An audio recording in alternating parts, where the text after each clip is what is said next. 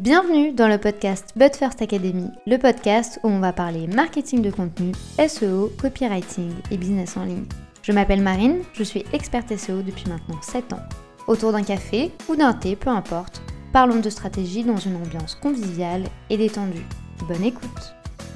Hello, j'espère que vous allez bien, je vous souhaite la bienvenue dans ce nouvel épisode de podcast où aujourd'hui on va parler de toutes les plateformes que tout le monde connaît, qui sont les réseaux sociaux, où est-ce qu'il faut être présent, où, comment, est-ce qu'il faut être partout ou est-ce qu'il faut en choisir qu'une seule, c'est la question que l'on va voir aujourd'hui. Avant d'aborder chaque réseau social, il est important de savoir que votre stratégie de contenu, elle ne doit pas s'éparpiller, sinon vous allez clairement perdre en efficacité. Il vaut mieux identifier les bons réseaux sociaux, les bons supports où publier et à quel moment, pour qui, quelle est votre cible et surtout à quel moment est-ce qu'elle est disponible. En effet, le fait d'être visible partout ne sera pas possible. C'est là le meilleur moyen de ne pas être visible du tout et donc du coup vous allez impacter personne. En revanche, si vous identifiez les plateformes où votre cible est la plus active, alors là, vous allez générer du coup une communauté qui va être beaucoup plus engagée et vous allez obtenir un taux de conversion plus élevé car vous allez être au bon moment, au bon endroit et pour la bonne personne. Et quand on écoute ce discours, il est très légitime de savoir quels sont les réseaux sociaux les plus pertinents, quelle est la plateforme que vous devez choisir, comment mettre en place la bonne stratégie de contenu au bon endroit, quelle est la bonne approche pour créer un contenu qui va être à la hauteur des attentes des internautes. C'est tout ce que l'on va voir aujourd'hui. Avant de commencer, il est important de savoir en fait quels vont être les objectifs que vous allez avoir par rapport aux réseaux sociaux, qu'est-ce que vous souhaitez qu'ils vous apportent, quelle est l'approche à adopter sur chaque plateforme. L'idée en fait ici, ça va vraiment être de sélectionner la plateforme en fonction des caractéristiques, en fonction des codes, en fonction des valeurs de chaque réseau social, mais surtout que celui-ci réponde réellement à vos besoins et aux objectifs de votre business. Avant de vous donner quelques pistes pour choisir le bon réseau social, je pense qu'il est quand même important de faire le point sur tous les réseaux sociaux qui sont disponibles aujourd'hui et quelles sont les caractéristiques de chacun, quelle est la cible de chacun, quelle est l'audience de chacun, pour vraiment que vous ayez toutes les clés en main pour vous dire « Ok, cette plateforme, elle est idéale par rapport à ma cible ». Car petit disclaimer de cet épisode de podcast, je ne suis personne pour vous dire tu dois choisir telle plateforme, tu dois être présent à tel endroit, tu dois mettre en place tel type de contenu. En fait, je ne pourrais pas avoir cette approche personnalisée avec tout le monde, étant donné que chacun a un business différent, chacun a une audience différente et chacun a une cible bien distincte. Donc, vu que moi, je ne connais pas tous ces critères de votre business, je ne serai pas là à vous dire vous devez être présent à tel endroit au lieu de tel endroit. Par contre, ce que je peux faire, c'est vous donner toutes les clés et toutes les astuces en lien avec les caractéristiques de chaque plateforme et vous dire si vous êtes dans tel cas, alors il sera plus judicieux de choisir telle ou telle plateforme. Passons maintenant du coup en revue tous les réseaux sociaux qui sont aujourd'hui accessibles et on va commencer par Facebook. Donc il faut savoir que c'est le réseau social le plus influent au monde. Il compte aujourd'hui près de 3 milliards d'utilisateurs actifs dans le monde. C'est vraiment pas une blague, il y a 3 milliards de personnes qui se rendent sur Facebook. Donc je sais qu'il y a beaucoup de préjugés et d'idées reçues que Facebook ça marche plus, que ça fonctionne plus. Il y a quand même 3 milliards d'utilisateurs. Donc, si ça peut être intéressant pour vous, peut-être qu'il faudrait probablement le reconsidérer. Il existe des groupes pour toutes les thématiques, pour tous les sujets. Pour autant, il est vrai que les plus jeunes ont tendance à l'abandonner pour aller vers d'autres plateformes comme Instagram, TikTok ou Snapchat. Mais les cibles de 25 ans et plus, ils sont quand même très sensibles, il faut le dire. Et c'est une des raisons aussi pour lesquelles les publicités Facebook fonctionnent également, parce qu'il y a une réelle audience qui est présente sur la plateforme. La consommation de contenu n'est vraiment pas du tout la même si on la compare à Instagram, TikTok ou même Snapchat, mais il y a quand même un certain intérêt pour certains business. Si la tranche d'âge de votre business est entre 18 et 47 ans, alors ça peut être judicieux vu que cette génération X passe 7 heures par semaine sur la plateforme. 79% d'entre eux ont plus de 37 ans, donc ça peut être une bonne idée si vous visez les 35-60 ans. Passons maintenant à notre cher et tendre Instagram. Si vous me suivez, vous savez que j'ai une relation un peu je t'aime moi non plus avec cette plateforme et voilà, il faut quand même le dire, Instagram aujourd'hui gagne du terrain, les filtres et les photos sont vraiment dingues et c'est vrai qu'il y a de plus en plus de publications, ça génère vraiment beaucoup d'envie, beaucoup d'inspiration. Les utilisateurs sur cette plateforme ont généralement moins de 49 ans et ce sont souvent des femmes, mais attention, ça ne veut pas dire que les hommes n'utilisent pas du tout la plateforme, bien au contraire, c'est juste vraiment les chiffres officiels de la plateforme et le taux d'engagement envers les marques sont quand même relativement forts, ils sont hauts. Il faut savoir qu'à partir du moment où vous générez une bonne communauté sur Instagram, alors il y a moyen d'avoir un bon business, il faut le dire. Mais je mets quand même ici un énorme disclaimer, partant du principe que Instagram ne nous appartient pas et n'est pas à nous, ce n'est pas le socle de votre business. Donc vous ne devez en aucun cas considérer Instagram comme votre business. Si vous avez une communauté sur cette plateforme, alors je vous invite réellement à toujours les rediriger vers votre site internet, à mettre en avant une newsletter ou je sais pas, un freebie ou ce que vous voulez pour vraiment en fait récolter toutes les données de ces gens qui vous suivent sur Instagram parce que si du jour au lendemain la plateforme disparaît, vous perdez clairement tout. On a eu l'exemple il n'y a pas si longtemps avec l'énorme bug mondial d'Instagram où il y a plusieurs comptes qui ont disparu, où les gens n'avaient plus accès. Très clairement, en fait, si vous partez du principe qu'Instagram est votre business, alors vous prenez un trop gros risque. Donc, il vaut mieux assurer ses arrières et considérer Instagram comme un levier de visibilité, exactement, pour votre business, au lieu de le considérer réellement comme les fondations et comme le socle de votre entreprise. Le type de communication qui fonctionne sur Instagram, c'est vraiment l'authenticité et l'humanisation de la marque. Aujourd'hui, les gens utilisent de moins en moins de filtres, utilisent de moins en moins de retouches photos, etc. Parce qu'en fait, les gens aiment le vrai et aiment voir du vrai. Il faut savoir que avant, sur Instagram, en fait, tout était un peu fake, tout était monté, les photos étaient très parfaites, etc. Et c'est vrai qu'en fait, les gens en ont un peu marre. Ils veulent vraiment beaucoup plus de vérité, de vrai. Rentrer vraiment dans les coulisses de votre business. Et en fait, je le ressens très largement. Quand je partage sur Instagram les coulisses, c'est vrai que j'ai beaucoup plus d'interactions que lorsque je partage un contenu qui va être lambda. Parce qu'en fait, les gens aiment voir, aiment savoir. Je pars pas du principe que c'est du voyeurisme, mais je pars juste du principe que les gens aiment savoir ce que les gens font de leur côté pour voir s'ils peuvent l'adapter, eux, à leur réalité. Donc, il faut vraiment partir de ce principe-là. Et c'est pour ça que le contenu inspirationnel fonctionne également. Parce que les gens aiment avoir un sentiment d'évasion, avoir un sentiment que c'est possible. Les gens aiment voir un peu du rêve, mais il faut pas trop que ce soit irréaliste non plus. Les générations qui sont le plus concernées par Instagram, vous vous en doutez, c'est la génération Y et Z, donc je dirais entre les 18 ans et les 45 ans. Après, bien entendu, ce n'est qu'une moyenne, il faut bien prendre en compte que vous pouvez très largement ouvrir le panel, mais généralement, moi ce que je recommande, c'est que si vous avez une cible qui est plus âgée, alors focus sur Facebook, parce que ça fait partie de leur quotidien, ça fait partie de leurs bonnes pratiques. Néanmoins, si vous voulez viser les adolescents, les jeunes, voire les jeunes adultes ou les nouveaux actifs, je dirais, les personnes qui rentrent vraiment dans la vie active, alors je recommande toujours Instagram parce que c'est effectivement là où la cible est présente. Passons désormais à LinkedIn. Donc c'est un réseau social, je ne sais pas si vous le connaissez, j'espère que oui, mais il est généralement fait pour les professionnels et les entrepreneurs.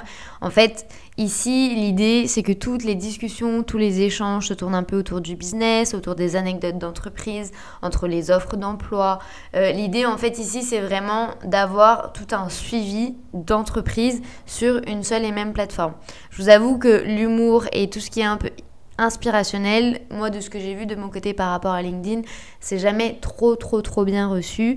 On peut très bien avoir un message corporate et avoir un message sur le monde de l'entreprise, de l'entrepreneuriat, mettre en avant des opinions, ça il n'y a aucun problème, mais il faut toujours que ce soit lié un minimum à la vie de l'entreprise.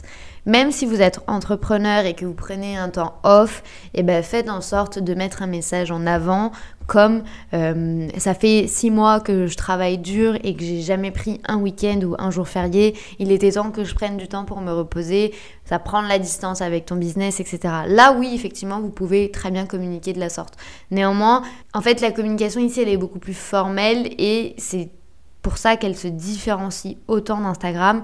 Il faut vraiment garder la casquette de je suis entrepreneur, je suis corporate, j'aime parler d'entreprise, de business et je suis là pour ça. Si vous êtes là pour autre chose, alors je vous conseille vraiment d'éviter LinkedIn, tout simplement parce qu'en fait les gens sont pas du tout dans le même mood. Cependant, je tiens quand même à noter que si l'humour fait partie de votre branding et de votre image de marque, alors n'hésitez pas à mettre en avant de l'humour. C'est pas en fait une question de se brider ou pas, c'est plus un ton de discours et c'est aussi le type de contenu que vous allez créer, il va être complètement différent que du contenu qui va être partagé sur TikTok par exemple. Sur LinkedIn, vous avez la possibilité d'avoir plusieurs types de contenus et c'est vrai qu'il est possible aujourd'hui sur la plateforme de créer comme des newsletters ouvertes ou comme des articles de blog ouverts. En fait, ça vous permet de développer beaucoup plus une thématique, mais encore une fois, moi je recommande toujours le fait que si vous avez ce type d'approche de newsletter, d'articles de blog, alors il vaut mieux le faire sur votre propre site internet et le mettre en avant effectivement sur LinkedIn, de faire un post de mise en avant, mais pas de créer directement un article de blog sur la plateforme, tout simplement parce qu'en fait, en termes de socle d'entreprise, il vaut mieux que vous travailliez sur quelque chose qui vous appartient, donc votre site internet.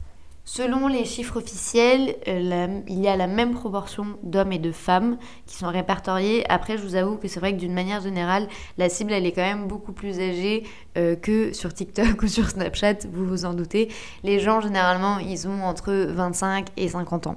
Donc, il faut vraiment prendre cet élément en considération. Si votre cible, c'est uniquement des entreprises, uniquement du B2B, uniquement du business to business, alors là, je vous conseille à 1000% LinkedIn. À noter que, s'il vous plaît, ne faites pas de la prospection de masse sur LinkedIn, ça ne sert à rien. Vous allez juste perdre votre temps. Il vaut mieux créer du bon contenu, mettre en avant des bonnes informations et créer de réelles connexions avec les gens plutôt que de saouler les gens, clairement, avec des messages que vous envoyez en copier-coller. Honnêtement, ça sert à rien et vous allez juste cramer votre image de marque. Il était impossible pour moi aujourd'hui de vous faire un épisode de podcast sur les réseaux sociaux sans vous parler de TikTok, le fameux réseau social qui mise tout sur les vidéos. Je ne vais pas vous l'apprendre. Et c'est vrai qu'en fait, c'est un réseau social qui a fait face à de nombreuses idées reçues et je dois vous avouer que moi aussi, moi la première, je pensais qu'il y avait que des petits jeunes qui allaient danser, que c'était que une cible qui ne correspondait pas du tout à ma cible actuelle de business. Vraiment, en fait, je pensais que ça n'avait rien à voir avec avec du moins mon marché. Et en fait, pour autant, les Français de 13 à 25 ans adorent la plateforme. Vraiment, les marques de luxe commencent réellement à s'y intéresser, comme Dior et Gucci. Je ne sais pas si vous avez également eu l'opportunité de voir la communication qu'a Ryanair. Oui, vous rêvez pas, vous avez bien entendu Ryanair, la compagnie d'aviation. En fait, je trouve qu'ils sont hyper originaux et en fait ça se distingue tellement, ils mettent tellement leur branding et leur personnalité en avant que franchement moi j'adore regarder leur compte. Et c'est vrai qu'en fait quand on met un peu nos idées reçues de côté et qu'on s'amuse un peu sur TikTok à dompter l'algorithme, c'est vrai que c'est vraiment bien fait. Donc si le contenu vidéo vous plaît, si vous adorez ça, alors honnêtement moi je pars du principe que c'est une des meilleures plateformes aujourd'hui pour éclore et pour développer son business réellement avec du marketing de contenu sur les réseaux sociaux. En fait, très rapidement et très brièvement, vous allez être en mesure de mettre en avant du bon contenu. Attention, à condition de créer du bon contenu. Mais vous allez être en mesure que l'algorithme vous donne une chance et vous permette réellement d'être visible sur la plateforme. Pour vous donner une idée, moi l'année dernière, vous n'êtes pas sans savoir que j'ai plusieurs sites internet et c'est vrai que moi la relation que j'ai avec Instagram c'est un peu, comme je vous le disais tout à l'heure, du je t'aime moi non plus et j'avais très envie de tester la plateforme et c'est vrai que j'ai une amie qui est experte en marketing qui m'avait dit « Marine, donne quand même une chance à la plateforme, tu vas voir, tu vas réellement être surprise ». Et du coup, je me suis dit, why not? Donc, j'ai passé 3-4 jours à tester un peu la plateforme, à liker les vidéos que j'aimais, à passer rapidement les thématiques que je ne souhaitais pas voir. Et c'est vrai qu'en fait, petit à petit, la plateforme m'a proposé que des thématiques qui me plaisaient. Donc là, en fait, j'ai trouvé déjà l'algorithme assez bien fait et plutôt intéressant. Et je me suis dit, tu sais quoi, je vais moi aussi essayer la plateforme. Donc, pour un site en particulier que j'ai, Nous avons créé du coup plusieurs vidéos au sein de l'agence, etc. avec des vrais objectifs, avec des messages derrière et tout. Et on n'a pas du tout Instagram pour ce site internet, il faut le savoir. Et on s'est lancé et c'est vrai qu'on a plusieurs vidéos qui ont atteint les 100 000 vues, voire les 200 000 vues. Aujourd'hui, les vidéos tournent encore alors qu'on n'est plus actif sur la plateforme par manque de temps. Mais je vous avoue qu'en fait, ça a réellement bien fonctionné alors qu'on partait vraiment de zéro. Personne ne connaît le site, ou du moins tout le monde le connaît sur Google, mais personne ne le connaît sur les réseaux sociaux parce qu'on avait fait le choix de mettre que nos efforts sur le référencement naturel et pas du tout sur les réseaux sociaux. C'était un site test et en fait on a été réellement surpris de voir les résultats. Donc aujourd'hui je pars du principe que tout le monde a sa chance avec TikTok, contrairement à Instagram où je pense, mais ce n'est bien entendu que mon avis, que tout le monde n'a pas la possibilité de se développer sur la plateforme. Du coup, si vous avez une audience qui a quand même entre 15 et 35 ans, alors je vous conseillerais vraiment la plateforme, testez, essayez de dompter l'algorithme. L'idée ici, c'est pas de perdre 4 heures par jour sur TikTok à regarder les vidéos des autres, mais c'est bien entendu à s'essayer à l'exercice et à voir si ça peut convenir réellement à votre personnalité et si vous prenez goût à cette création de contenu. À noter que c'est vrai que j'ai vu de nombreuses personnes considérer TikTok comme beaucoup plus chill et comme beaucoup plus détente, contrairement à Instagram, où Instagram généralement on veut que tout soit lisse, on veut que tout soit parfait, on veut que tout soit bien monté, etc. C'est vrai qu'en fait sur TikTok j'ai l'impression que les gens y vont pour créer du contenu facile, rapide, un peu amusant et divertissant tout en respectant leur image de marque et en fait ça fonctionne. Passons maintenant à Snapchat. Alors vous allez me dire mais pourquoi elle nous parle de ce réseau social ? Il faut savoir que 74% des 12-34 ans vont tous les jours sur Snapchat. Alors je sais que généralement c'est une plateforme qui n'est pas trop investie par les marques et par les entreprises, justement à cause du caractère très éphémère, très personnalisé, très privé. Mais en fait il faut savoir que Instagram, vu que c'est très privé, en fait, il génère aujourd'hui le meilleur taux d'engagement parce que les gens se sentent réellement proches des personnes qui suivent. Ils sentent réellement une certaine connexion et une certaine privacité avec toutes les personnes qui vont suivre sur un Snapchat. Et c'est pour ça qu'aujourd'hui, j'avais très envie de vous parler de cette plateforme. Pas pour considérer le fait de oui ou non d'être présent, mais pour considérer un peu tous les codes de la plateforme. Il est important d'analyser en fait ce qui fonctionne. Et ce qui fonctionne ici, c'est vraiment la proximité. Le fait que les gens se sentent réellement inclus, se sentent réellement intégrés. Et en fait, c'est là où les meilleures communautés se sont créées. Malgré qu'on ne dirait pas, hein, moi honnêtement quand j'ai vu les chiffres officiels des 74%, je pensais jamais aujourd'hui qu'il y avait autant de gens sur Snapchat. C'est même pour vous dire, je n'ai même pas l'application sur mon téléphone. Et encore plus pour vous dire, je crois que c'est l'une des plateformes que je n'ai d'ailleurs presque jamais utilisée. Néanmoins, il est quand même important de reconnaître qu'il y a des choses qui fonctionnent. Et s'il y a des choses qui fonctionnent sur ce réseau social, alors il est important de prendre tous les éléments en compte pour les développer ou ailleurs, ou pour les développer sur la plateforme en fonction de vos envies et en fonction de vos objectifs. Si cette idée de contenu éphémère vous plaît, si vous avez envie que la création de contenu soit rapide et facile, et en fait de parler vraiment de manière totalement décontractée, sans trop de prise de tête, vraiment comme à des potes, alors vraiment là moi je pourrais vraiment vous recommander Snapchat. Parce qu'au vu du taux d'engagement que le réseau social obtient aujourd'hui, ça peut quand même être très stratégique et pertinent pour certains secteurs d'activité. Je le dis bien pour certains parce que tous les business ne sont pas faits du tout pour Snapchat et vraiment ce serait la dernière plateforme que je recommanderais. Par contre, si vous êtes vraiment sur une cible qui est plus jeune, qui a réellement besoin d'un accompagnement, de se sentir exclusif, de se sentir un peu proche de vous, alors ça peut être une très bonne plateforme pour vous. Twitter maintenant. Que vous dire sur Twitter ? Alors, pour être vraiment totalement honnête et transparente avec vous, c'est le réseau social que je déteste. Voilà. Après, c'est vrai que il peut être très pertinent pour certaines personnes et c'est une des raisons pour lesquelles il fallait absolument l'évoquer aujourd'hui parce que c'est une plateforme qui est accessible pour les personnes qui le souhaitent. Néanmoins, moi, c'est généralement une plateforme que je recommande pas. C'est vrai que la plateforme, elle a vraiment une très bonne portée, surtout si vous visez les 18-29 ans. Néanmoins, je trouve que la parole est trop libérée sur TikTok. Alors je suis pour le fait de libérer la parole sur beaucoup de thématiques, néanmoins je trouve que les gens sont quand même relativement virulents pour avoir fait déjà de la modération et pour avoir fait de la création de contenu pour de nombreuses entreprises, de très grandes entreprises qui reçoivent de nombreuses interactions chaque jour. Je peux vous dire que on en voit vraiment...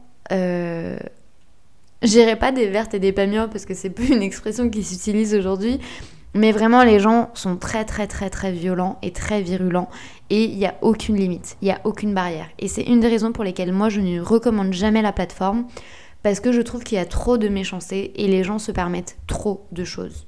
Néanmoins, j'ai pas envie de vous faire fuir si c'est une plateforme que vous aimez. Le conseil que je pourrais vous donner, c'est vraiment que Twitter a une visée beaucoup plus informative que les autres réseaux sociaux.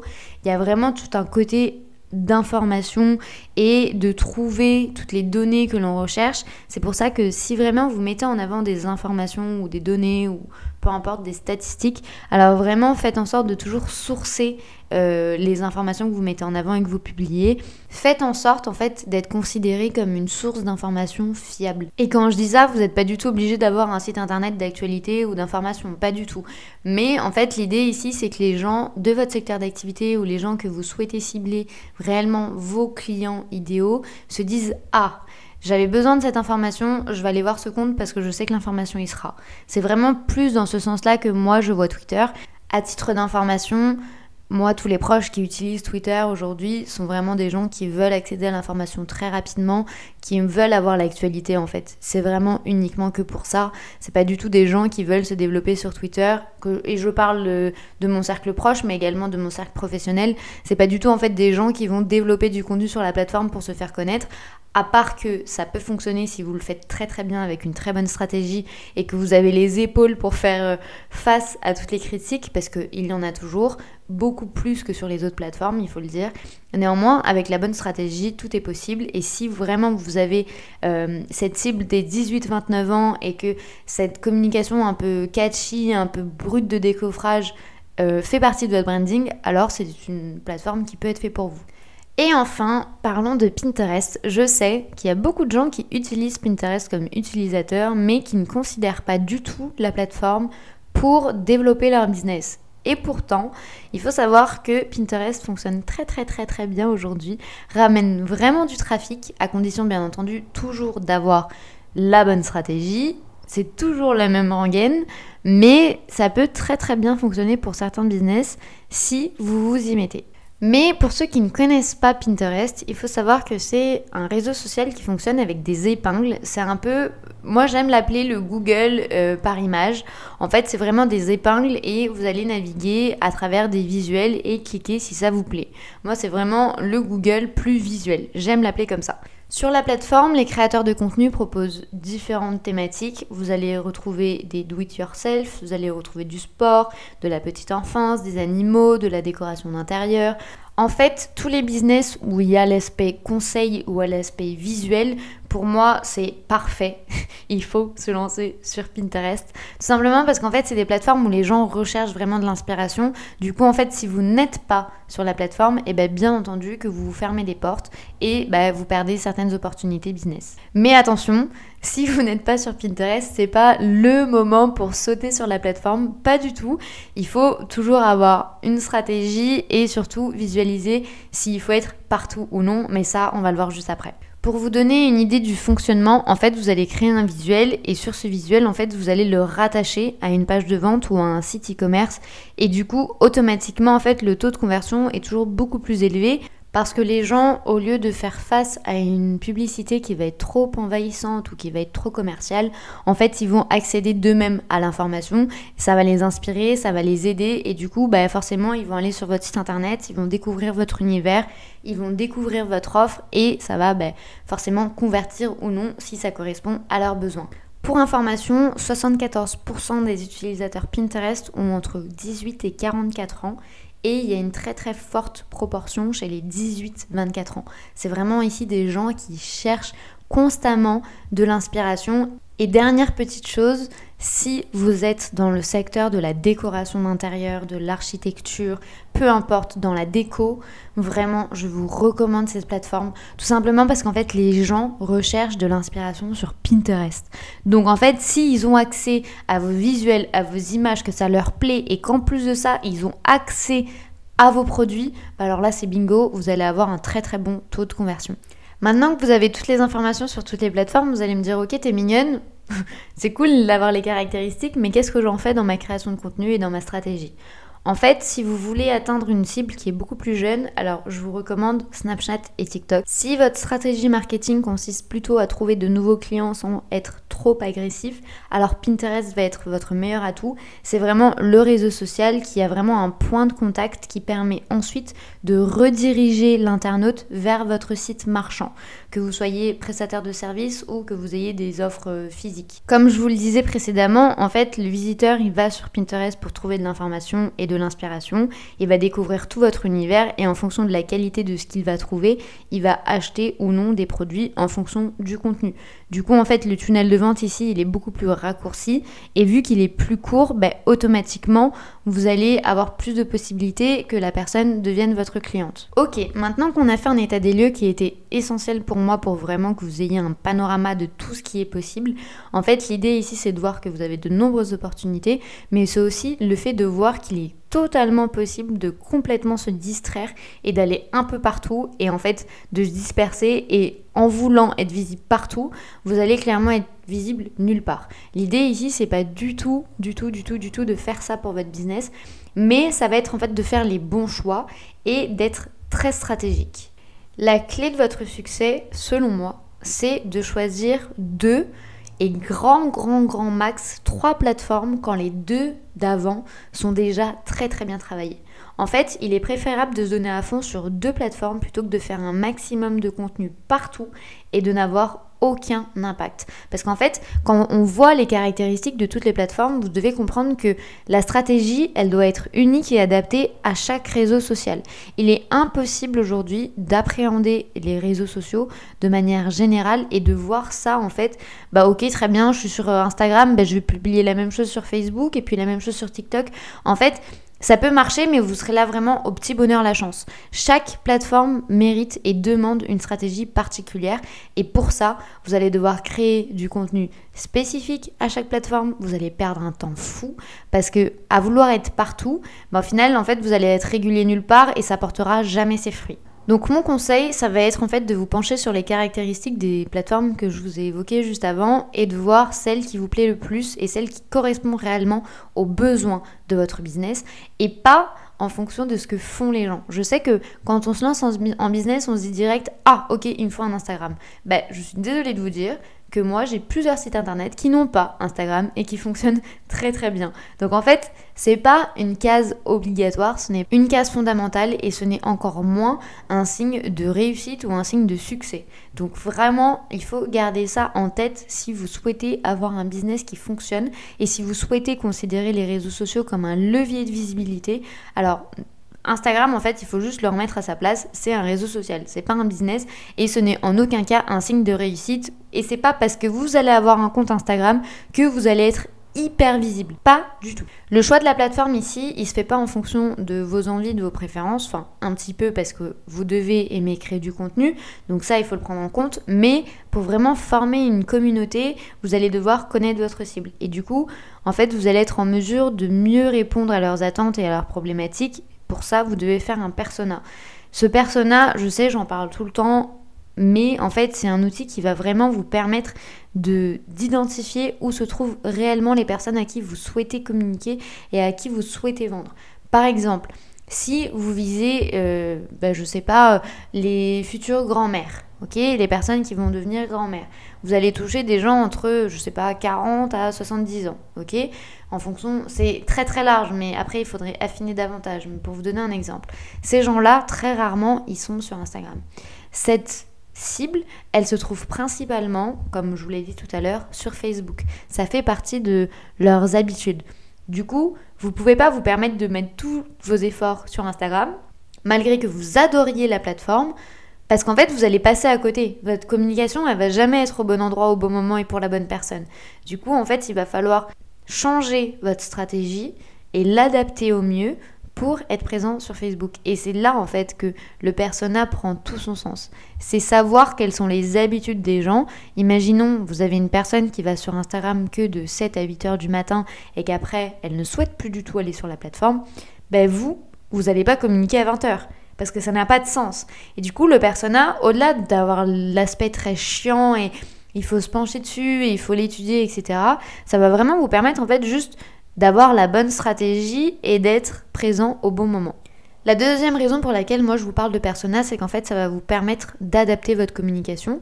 Au-delà de la plateforme, ça va permettre de savoir quelles sont les attentes des gens en termes de contenu, quels sont leurs besoins et quelles sont leurs problématiques. Ça, ce sont des éléments que vous devez impérativement prendre en compte. Je le dirai jamais assez, mais vous ne créez pas du contenu pour vous, vous créez du contenu pour les autres. Après avoir fait le choix de votre plateforme en fonction de votre cible et de votre client idéal, vous allez devoir vous intéresser aux algorithmes.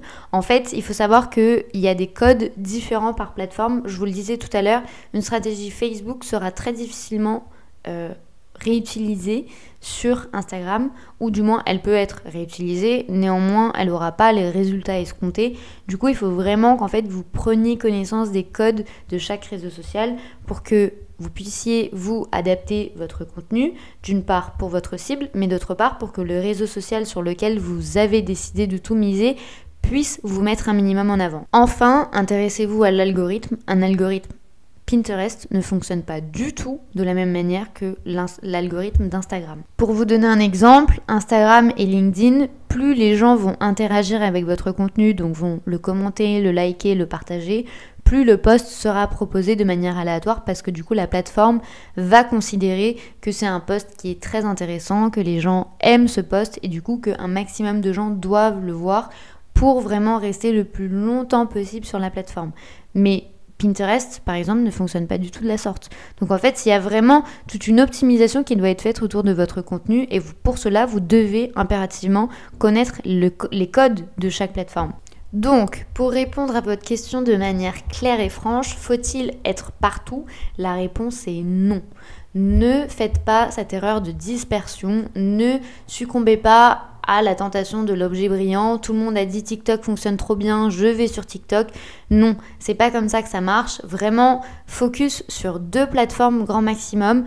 Selon moi et en fonction de votre stratégie, il est toujours bien de prendre une plateforme comme votre site internet et après de sélectionner un réseau social.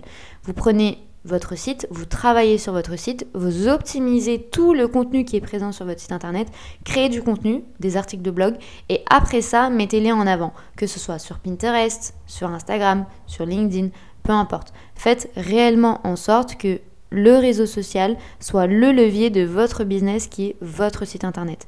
Mais ne faites pas l'erreur de vouloir être partout.